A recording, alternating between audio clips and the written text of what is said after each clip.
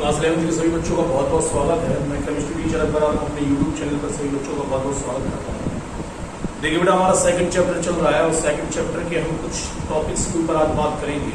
बिल्कुल last time चल रहा है, सेकंड पीरियड, सेकंड चैप्टर जो है वह पूर्ण रूप से हमारा खत्म होने वाला है। तो आइए हम वीडियो को स्टार्ट करने का काम करते हैं। पिछले प्रीवियस वीडियो में हमने जो बात की थी बेटा, प्रीवियस वीडियो में हमने बोर के परमाणु मॉडल के दोष के बारे में पढ़ लिया था। आज का जो हमारा टॉपिक स्टार्ट होगा वो टॉपिक स्टार्ट होना है द्रव्य की द्वैत प्रकृति। द्वैत प्रकृति का मतलब क्या होता है? दो प्रकृतियां जो होती हैं पदार्थ के अंतर्गत उपस्थित रहने का कार्य करती हैं। पाए जाने वाले जो पदार्थ होते हैं उनमें पूर्ण रूप से कण का भी गुण उपस्थित रहने का कार्य करता है और तरंग का गुण भी उपस्थित रहने का क्या करता है? कार्य करता है। इसी के संबंध में सन 1924 में फ्रांसीसी वैज्ञानिक लुईस दे ब्रोगली ने यह बताया कि जिस प्रकार प्रकाश में तरंग तथा कण दोनों के गुण उपस्थित रहने का कार्य करते हैं, उसी प्रकार समस्त सूक्ष्म द्रव्य जितने चाहे छोटे कण हों उनके अंतर्गत पूर्ण रूप से गति की अवस्था में तरंग की प्रकृति जो होती है वह उपस्थित रहने का क्या करती है? कार्य करती है। पाए जाने वाले इन सूक्ष्म कणों के अंतर्गत कण का गुण तो है ही, लेकिन जब ये गति अवस्था के अंतर्गत होते हैं तो यह प्रमुख रूप से तरंग के गुण को धारण करने का क्या करते हैं? कार्य करते हैं। इसी नियम को प्रमुख रूप से हम द्रव्य की द्वैत प्रकृति के नाम से क्या करते हैं? जानते हैं। याद रखना, बहुत सिंपल सा टॉपिक है। तरंग जो आपका द्रव्य की द्वैत प्रकृति का है, इसको देने वाला वैज्ञानिक जो था लुईस दी ब्रोगली ने इसको प्रमुख रूप से देने का कार्य किया था, जिन्होंने यह बताया था कि पदार्थ के कण जितने चाहे प्रमुख रूप से छोटे रहने का कार्य करें, पाए जाने वाले पदार्थ के जो कण होते हैं जब ये गतिशीलता की अवस्था के अंतर्गत यानी अर्थात ये गतिमान होते हैं तो ये तरंग के गुण को भी प्रदर्शित करने का क्या करते हैं? कार्य करते हैं। इसी नियम को प्रमुख रूप से द्रव्य की द्वैत प्रकृति के नाम से क्या करते हैं? जानते हैं। इन सूक्ष्म कणों में कण के गुण तो है ही, साथ ही साथ प्रमुख रूप से पाए जाने वाले गतिमान अवस्था में तरंग के गुण भी जो होते हैं उपस्थित रहने का कार्य करते हैं। इसी नियम को हम प्रमुख रूप से द्रव्य की द्वैत प्रकृति के नाम से क्या करते हैं? जानते हैं। दी ब्रोगली के अनुसार यदि मान लिया जाए कि प्रमुख रूप से कोई कण है जो v वेग से गतिमान है, जिसका द्रव्यमान प्रमुख रूप से m है तथा कण की जो तरंगदैर्घ्य है अगर इसके मध्य में संबंध निकालें, मान लिया इन्होंने कि भैया एक कण है जिसका वेग प्रमुख रूप से v है, जिसका द्रव्यमान प्रमुख रूप से पाया जाने वाला m है, तब इस कण का प्रमुख रूप से पाई जाने वाली तरंगदैर्घ्य बराबर लैम्डा बराबर हो जाएगा h/mu। ये प्रमुख रूप से इसका हो जाएगा, जहां पर h बराबर प्रमुख रूप से प्लांक नियतांक है। यदि यह मान लिया जाए, यदि यह प्रमुख रूप से मान लिया जाए कि m × v जो है ना, m मतलब द्रव्यमान और v मतलब वेग, तो भैया द्रव्यमान गुणे पाए जाने वाले वेग को हम क्या कहते हैं? संवेग। तो यह कण का प्रमुख रूप से पाए जाने वाला क्या कहलाएगा? संवेग कहलाएगा। इसको हमें विशेष तौर पर याद रखना है। मैंने इसमें एक छोटा सा नोट ऐड किया है, इसको आपको याद रखना है कि तरंग की प्रकृति जो होती है वह प्रमुख रूप से कण की प्रकृति के विपरीतानुपाती रहने का कार्य करती है। अर्थात अगर प्रमुख रूप से कण की तरंग प्रकृति बढ़ने का कार्य करेगी तो उसके ब्रह्मांड जो होगा या जो कण होगा उसकी प्रकृति, जो कण होगा उसके ब्रह्मांड की प्रकृति धीरे धीरे कैसे कम होने का क्या करेगी? कार्य करेगी। जितना सूक्ष्म कण है उतनी ज्यादा उसकी तरंगदैर्घ्य होगी, जितना भारी कण होगा उतना प्रमुख रूप से पाए जाने वाले इसके द्रव्यमान का मान अधिक होगा और उसकी तरंगदैर्घ्य का मान प्रमुख रूप से क्या होगा? कम होगा। इसीलिए क्वेश्चन यहाँ से बन जाता है, आ जाता है, क्वेश्चन पूछ लिया जाता है कि हमें वस्तुएं प्रमुख रूप से दिखाई देने का कार्य क्यों करती हैं? तो हमें वस्तुएं इसलिए दिखाई देने का कार्य करती हैं कि जिन वस्तुओं के अंतर्गत पाया जाने वाला द्रव्यमान अधिक होगा उनका प्रमुख रूप से तरंगदैर्घ्य का मान कैसा हो जाता है? कम हो जाता है। इसीलिए हमें भारी वस्तुएं जो होती हैं वह प्रमुख रूप से आसानी से दिखाई देने का क्या करती हैं? कार्य करती हैं। जबकि जो सूक्ष्म कण होते हैं, पाए जाने वाले सूक्ष्म कण जो होते हैं उनका प्रमुख रूप से द्रव्यमान कम होने के कारण इनकी तरंगदैर्घ्य का मान प्रमुख रूप से कैसा होता है? अधिक होता है, जिनको आप प्रमुख रूप से देखने का कार्य नहीं कर पाते। इसको हमें यहाँ पे विशेष तौर पे याद रखना है, ये कारण बताओ यहाँ से पूछ लिया जाता है। चलिए वीडियो में और आगे बढ़ते हैं, कुछ और टॉपिक्स को हम देखने का काम करेंगे। कुछ और टॉपिक्स देखिए,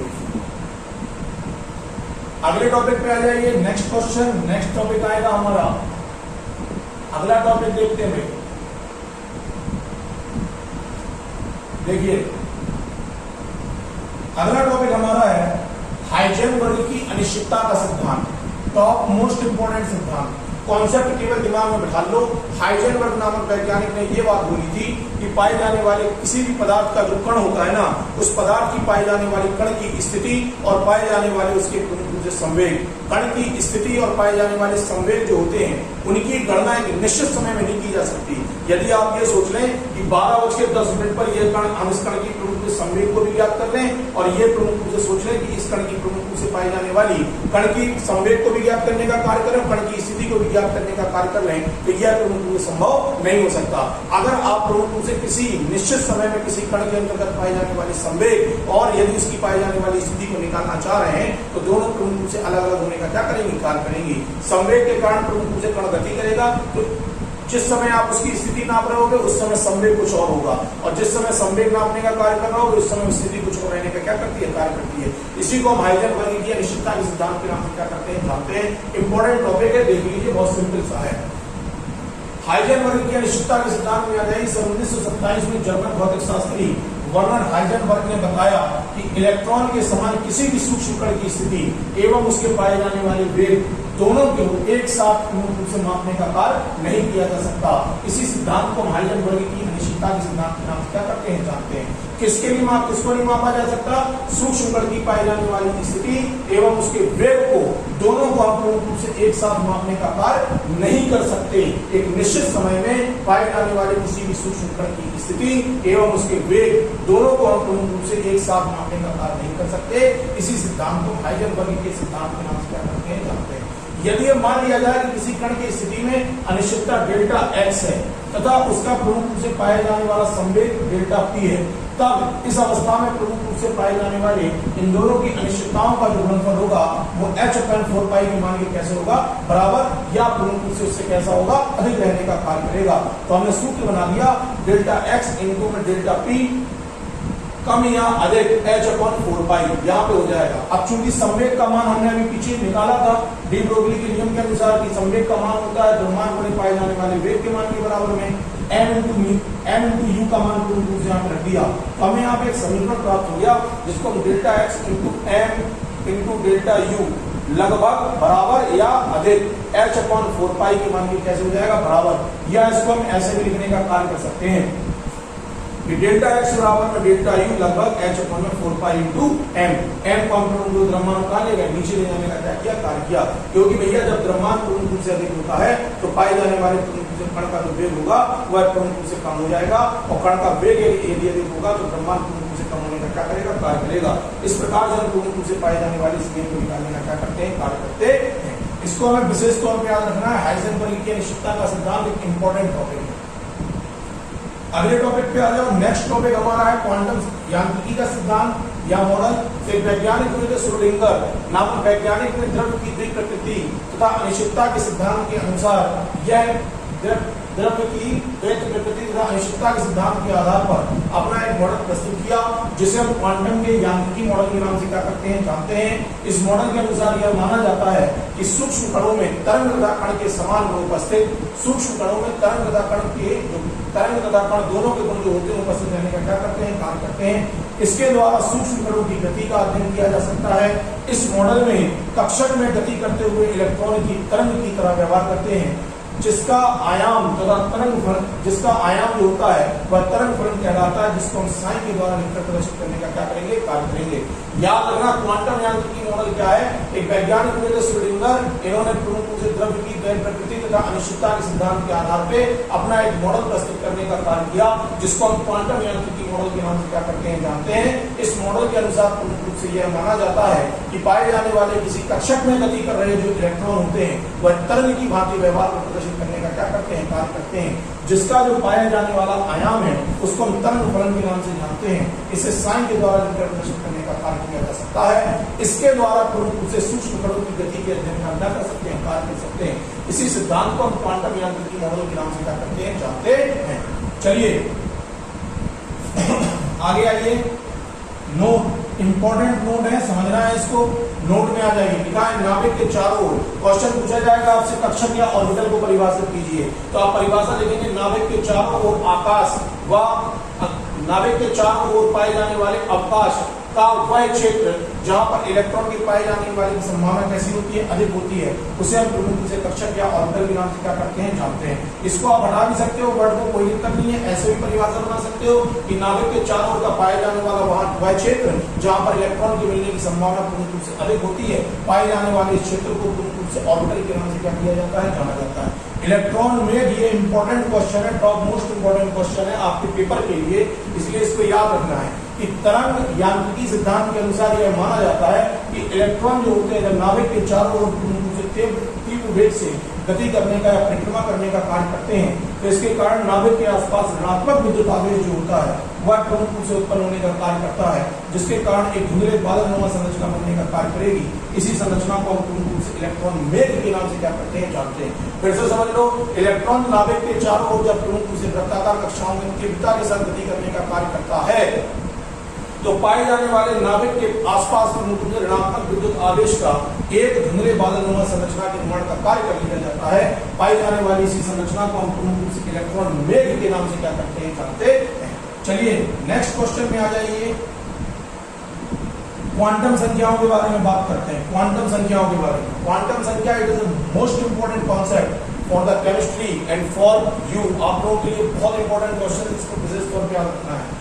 देखिए क्वांटम संख्या, तो परमाणुओं में इलेक्ट्रॉन की ऊर्जा तथा स्थिति को स्पष्ट करने के लिए जिन संख्याओं को उपयोग में लाया जाता है उसे हम प्रमुख रूप से क्वांटम संख्या के नाम से क्या करते हैं जानते हैं, जिसे निम्नलिखित 4 भागों में प्रमुख रूप से बांटा जाता है। भैया क्वांटम संख्याओं का उपयोग कहाँ करते हैं? इलेक्ट्रॉन की प्रमुख रूप से पाई जाने वाली ऊर्जा को मापने के लिए, इलेक्ट्रॉन की प्रमुख रूप से पाई जाने वाली स्थिति को मापने के लिए आप जिन संख्याओं को उपयोग में लाने का कार्य करते हैं उन्हें हम प्रमुख रूप से क्वांटम संख्या के नाम से क्या करते हैं जानते हैं।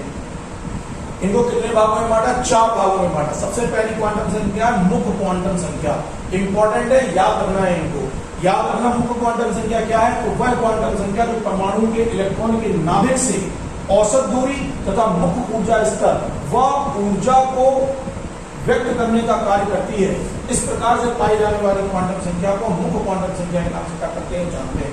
छोटी सी बात है, आपको केवल कॉन्सेप्ट याद रखना है, मेन हेडिंग से याद रखनी है, बाकी परिभाषा बन जाएगी। वह क्वांटम संख्या जो परमाणु के इलेक्ट्रॉन के नाभिक से दूरी, मतलब परमाणु का नाभिक से इलेक्ट्रॉन की दूरी प्रमुख रूप से कितनी है इसके बारे में जानकारी देगा। ऊर्जा स्तर की इलेक्ट्रॉन किस कोश में प्रमुख रूप से घूमने का कार्य कर रहा है इसके बारे में जानकारी देगा। और प्रमुख रूप से पाए जाने वाली इस प्रकार की जो क्वांटम संख्या होगी, इसी क्वांटम संख्या को हम इसी प्रकार की पाई जाने वाली क्वांटम संख्या को मुख्य क्वांटम संख्या के नाम से क्या करते हैं जानते हैं।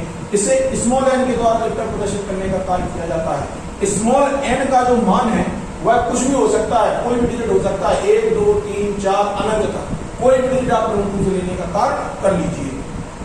चलिए क्वांटम संख्या में मुख्य क्वांटम संख्या के बाद नेक्स्ट टॉपिक जो हमारा आता है, देखो मैंने इसको बहुत छोटे छोटे कॉन्सेप्ट में इसलिए बांट दिया कि आपको बहुत अच्छे से याद हो जाएंगे। नोट पढ़ लो, देखा है किसी कोश में इलेक्ट्रॉन की अधिकतम संख्या जो होती है वह 2n स्क्वायर के बराबर होती है, जहां n बराबर कोश की संख्या होती है।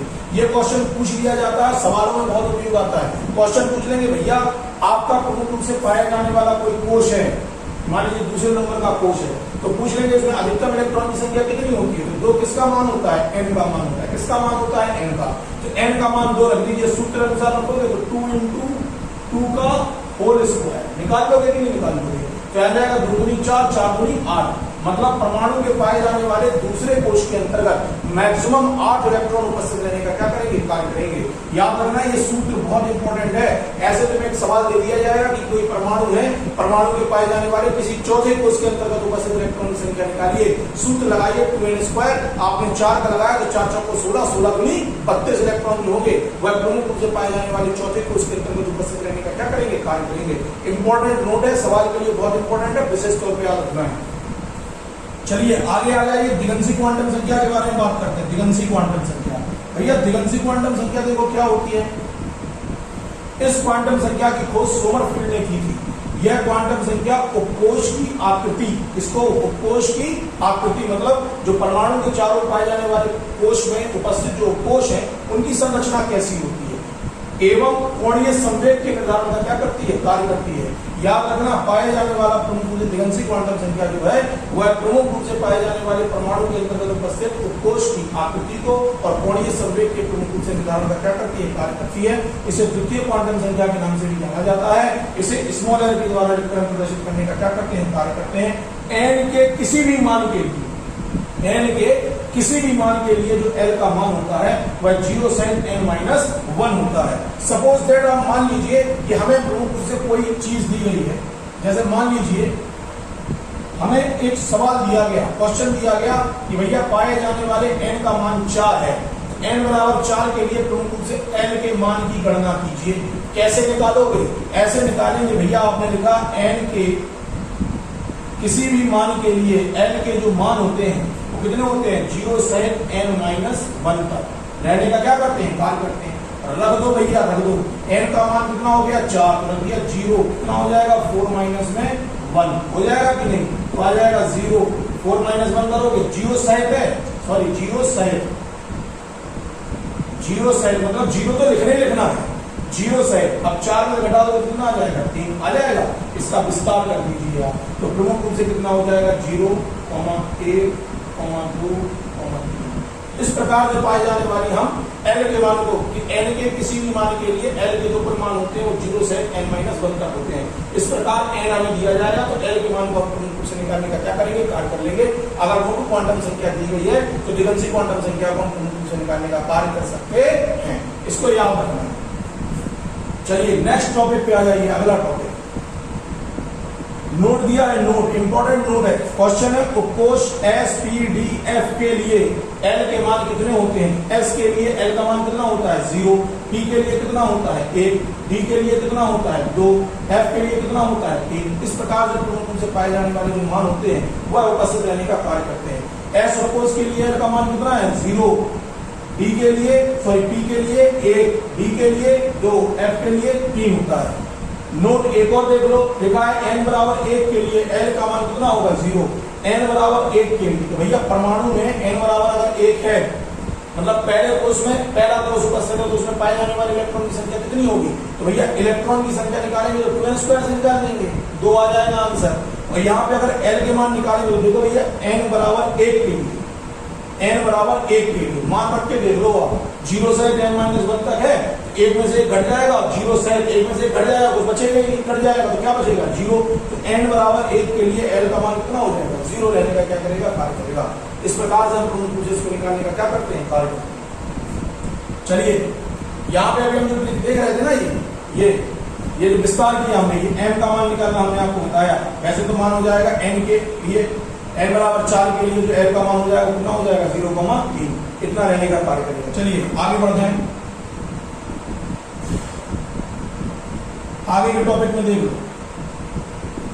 आगे के जो टॉपिक है हमारे वो हम आपको नेक्स्ट वीडियो में पढ़ा देंगे।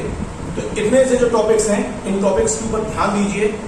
बहुत इंपॉर्टेंट कॉन्सेप्ट हमारा स्टार्ट हुआ है। मुख्य क्वांटम संख्या, दिगंशी क्वांटम संख्या के बारे में हमने बात कर ली है। क्वांटम थ्योरी हमारी स्टार्ट हो गई है।